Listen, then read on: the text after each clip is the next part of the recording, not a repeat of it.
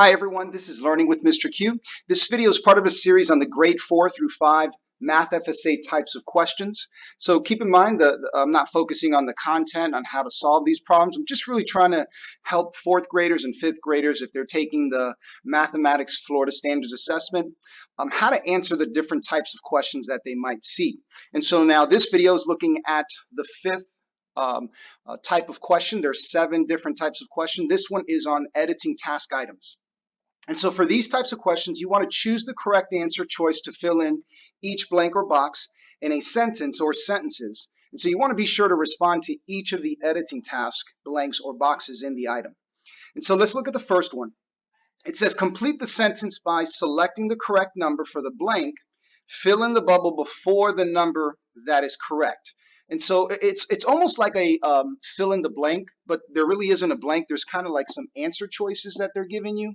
They're right here. Now the important part is where it says fill in the bubble before the number that is correct. So if you think 60 is correct, you're going to fill in the bubble before it.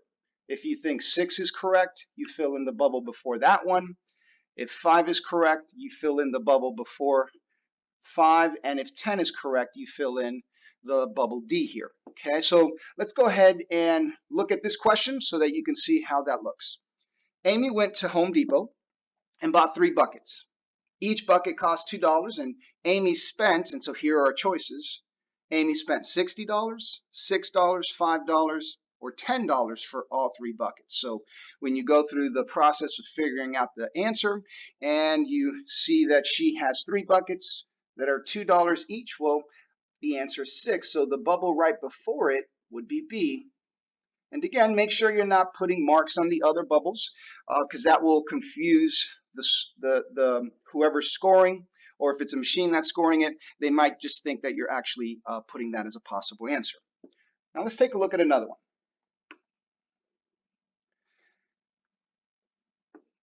All right.